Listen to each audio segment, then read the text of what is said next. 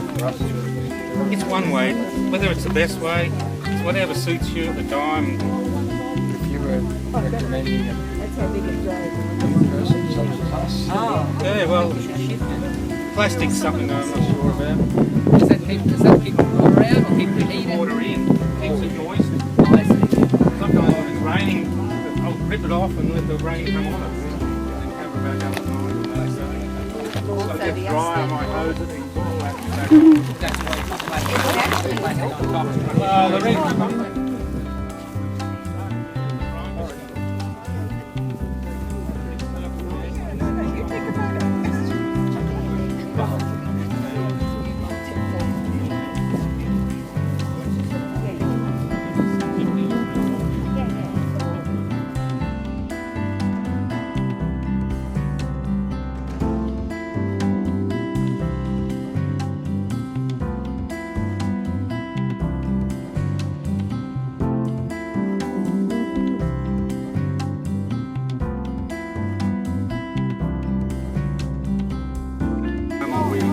provide you don't let the weeds go to seed.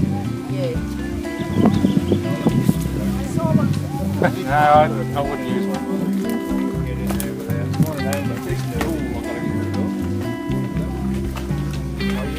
So this is like a compost lasagna. Started off with straw and then cow manure and some of this earth up here, this red soil. Then more straw, pigeon poo, leaf mould from up on the hill, acacia leaf mould, molasses and water, more straw, probably gypsum as well, and I'll just leave that for probably 6 or 8 months. Will you just grow plants straight into that? No, I'll move it onto I'll the garden. move it probably, yeah. No. It's not a good place for a bed here because of the tamarind tree. Yeah. The roots will just Suck it all up. Well, that's its for. feed the microbes in the soil. How much do you use with the soil? Oh, about that. And then you've got rock. Rock. Well, you've got decomposed, you've got a little bit of topsoil, then you've got decomposed shale, and then shale. The shale is just sticking out of the ground all around here. Before the copper smelter was started, the soil level was probably up here somewhere. And then over the years, from steam engines, horse teams, bullock teams, cattle, pigs, everything, it's just all washes away. There's a bit of floodplain here. That would have Yeah, it always goes underwater. Yeah. Is that Spear Creek? Is it? No, that's an anabranch of Rifle Creek. When Rifle Creek floods, it starts filling this billabong up, which it did last week, a couple of days ago, flooding the pump. Yeah, it's about Overnight, come up a metre and a half. we had about 8 foot high in that place. Yeah. We're only for an hour or two. So all the water from Gelatin, almost to Black Mountain Road, all comes down through here. It's massive amounts. Good red top. For a couple of days, yeah. Well, Yeah, so do you then sit on the veranda and go fishing? well, you could, just about. Has this property been developed, you know, since it was... In 1908 they started the smelter Okay, that's in this area, up, that's in up there. on the hill here. Oh, okay. Go up So there. were there always houses down the bottom and they've always used this land? Yeah, it's been a lot of different things. After the copper smelter, it became a dairy farm. That's why it's got a creek. Yeah, and there's Dairy Creek runs through the place as well, from Bakers Road. Is that a tobacco farm? Yes, they grew tobacco here in the 50s and 60s.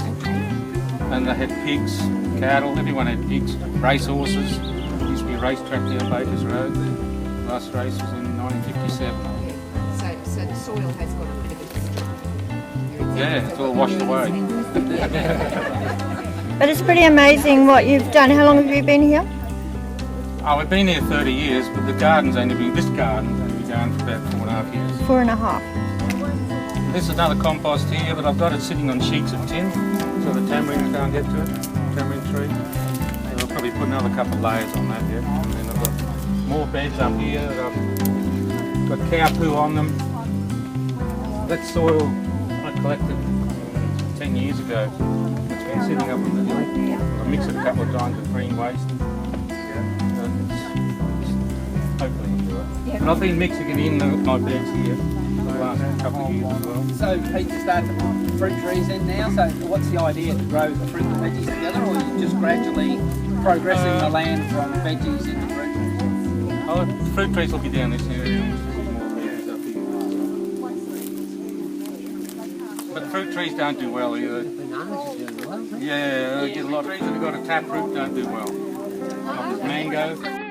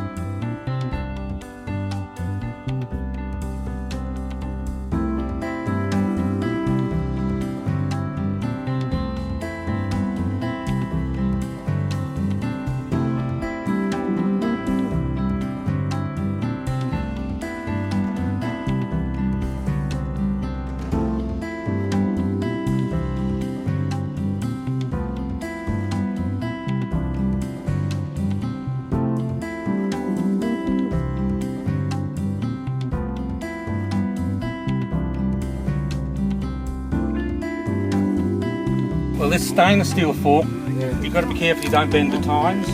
When you try to bend them back, they snap. Yeah. This one's already been repaired once. Oh, right. That one broke off. Oh, shit. Loosen it all up like that. Yeah. But before I do that, I'll probably put compost on there. Uh-huh. So when I do crack it open, a certain amount of the compost falls in Okay. into the cracks. Yeah.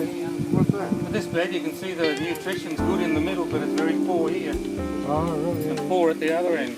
Yeah, yeah. Whereas that bed behind you, it's all pretty even. Yeah. What do you do with all your corn once it comes on, Pete? Pardon? When your corn all comes on, I mean, is there more impervious to eat it as such in the store? Or? Well, look, there's only like 30 plants, and you can pick it over a probably 20-day period. Yeah, okay. First ones might not be quite ready on one end, you know, on the big small end, but within a few days they're all ready. And then the last we go, oh, this isn't just quite as good. No. They start to get a bit firm, you know, so then we stop eating them raw and then just slightly steam them. You don't store it. No. We tried freezing some of it, but it's when you cook it up, it's sort of mushy. It's not, yeah, so Okay. we thought, yeah. Some just frozen straight like that. Yeah. So we Didn't do. blanch it, mate.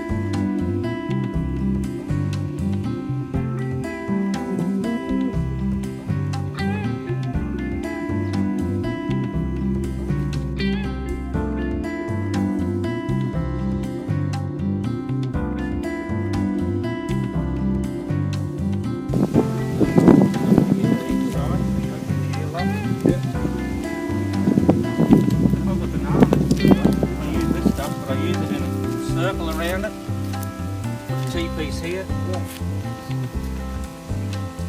water's beautiful.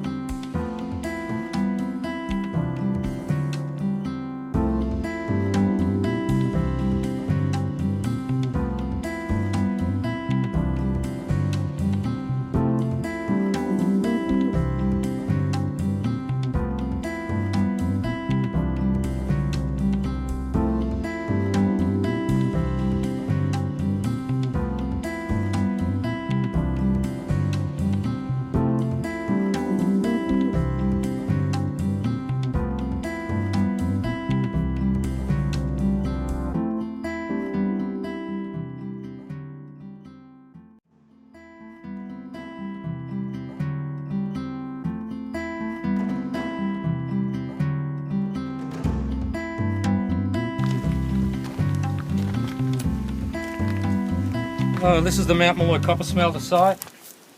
First started in 1904 and it ran till 1908. And the world price of copper dropped, so because there was very little reserves of copper in the ground, the smelter closed down.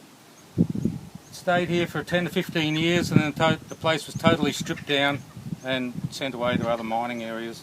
Buildings and everything were taken away. The steam engine, the main steam engine from up here, was taken up into town where the sawmill is there, that steam engine and boilers on the corner.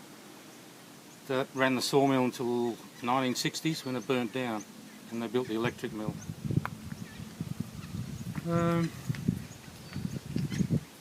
The original people who found the mine, there was a guy called Molloy, and in about 1885 he discovered the copper over at the mine. He had a contract bringing supplies up from Port Douglas up the bump track to the goldfields at Thornborough and Kingsborough. And one morning, going to look for his bullock teams, he found the green rocks about 2 miles south of here sticking out of the ground. So he used to mine that really rich ore, put it in his empty wagons, take it down to Port Douglas, put it in the holds of the ships. They used it as ballast to go back to England, where the ore was smelted over there. It went through a few different changes of hands. Then in the early 1900s, John Moffat, Mulligan and a few others all threw in some money and they started building this smelter. And then it went all right for a few years, and then they started running out of really rich ore and the oil price dropped, so it was all put on hold. In 1908 they stacked a fair bit of ore on the ground. In 1909 they used all that, and that was the last time they used the smelters. There's a lot of pollution from the chimney, which used to pump out sulphur, lead, zinc, copper, and then it'd all fall on the ground, killed all the trees, killed all the grass, and also with the bullock teams and horse teams and traction engines all using the area, it just became a dust bowl and everything just blew away, and then what didn't blow away got washed away in the wet seasons. So the ground level just sort of went down, down, down, down, down until they hit bedrock down near the house. In those days no one cared. No mining companies had to have a trust fund to rehabilitate the land after they'd finished with it. So everything's just a big mess. Even over the copper mines, a hell of a mess. We've got stuff leaching into the creeks all the time, and the government doesn't want to do anything about it. There's hundreds and hundreds of mines like that around the country, and no one wants to stick their hand up to do anything about it. So we've been here 20 years and we started doing the revegetation work. We got government grants. EnviroFund grant was the first one, and then through Mitchell River Watershed Management Group we got another 6 grants, I think, over a period of time, over a period of 4 or 5 years. And we probably had about $65,000 in grant money, which paid for the tubes, irrigation pipes, labour to help me plant them and transplant them, a bulldozer, bobcats, trucks, freight for the green waste mulch the council donated. They probably donated 500 cubic metres over a period of years, which we had stacked here, a lot of it, and we took it and used it in various places. We've done about 30 acres so far. Now we're not going to do any more, we're just going to fill in the ones that are missing in the 30 acre area. A lot of the places the ground had been bare for over 100 years. But when we did plant, things took off pretty well. We do use a little bit of fertiliser still. I use a low phosphate that I get in Mariva, and at the start of the wet I usually go around and flick it around the place, use a few sacks. And as you can see, the trees are doing okay. How long they'll live for is another thing. As compared to planting them down the creek in the soft country, they might live for 100 years. Here they might live for 20, 30 years. We don't know yet. Did they get much gold out of the mine? None. No, there was no gold in it. Not even mixed in with the copper. How many trees do you reckon you planted over the years? There's probably 8,000 that are still alive, so maybe 10,000. Plus I grew trees for a couple of other projects around the district. Excellent. And you went and collected the seed? Yes. We collected all our own seed from around here, down Bakers Road, mostly around here, some from the other end of the tablelands around Mount Garnet, but not much of it. We haven't bought any trees, grew them, transplanted them. We've had various groups helping us transplant. We had the Conservation Volunteers of Australia help us plant over on the island, CVA. They came and camped here a couple of times for 4 or 5 days at a time. Brought all their own gear with them and camped. That was really good. I'd hate to have planted it all on my own, because most of it has to be planted by using a pick. You can't just dig a hole in the ground with a shovel. You've got to break it open first. Yes. How do you reckon they, in those days, how do you reckon they did so much damage to the country, like with the amount of people that they had in there? Well, they had to totally destroy the side of the cliff to make the cuttings. So all this rock faces and everything, that's what they built these terraces out of. Yeah. It's all stacked rock. Uh-huh. So there's no nutrition in it, Mm. in those terraces, even though we did manage to plant them. But we put a lot of compost up there. Mm. Lots and lots and lots. About that deep. Yeah, wow. Fantastic. And it's slowly going down, so when that's gone, who knows what's going to happen. Obviously hard work is back in the olden days too. Yeah. They were pretty keen. But you can see, look at here's a tree that's growing along the river.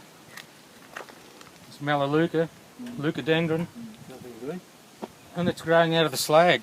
So yeah, it's a pretty hardy sort of tree. Yeah. There must be moisture under the slag. Mm-hmm. Comes down, Finding its way through. otherwise it and- wouldn't look so good. Yeah, and so that was your inspiration from early on when you got the land? To... Yeah, well when we came here it was all bare. Mm. And I just looked at it and thought, oh well, it'll give me something to do later on. In the old age. Yeah, that's about what it was. Took us 20 years to get around to doing it. What was this pad here? There would have been a steam engine on there. There was a sawmill here as well, the steam engine. There's probably 4 or 5 different steam engines here, for various jobs. One would have been the dynamo for the lights, generator plant. There was part of it laying around here. There was a big electric dynamo. So then you had the steam engine for the blast furnace, the compressor. Oh, well, thanks for all the work that you put into the land here. Oh yeah, well someone had to. Councils and government don't want to know about it. Yeah, it's interesting, hey? But they did give us some funding. That But helps. It's not around now for funding. Mm. But he did, it would have not happened. Wouldn't happen to this scale, no. And like you're saying, But there's if I plenty started more. going to meetings again, like Northern Gulf and Mitchell River, then you find out what grants are around. Mm. Yeah. Where do you Awesome. stop?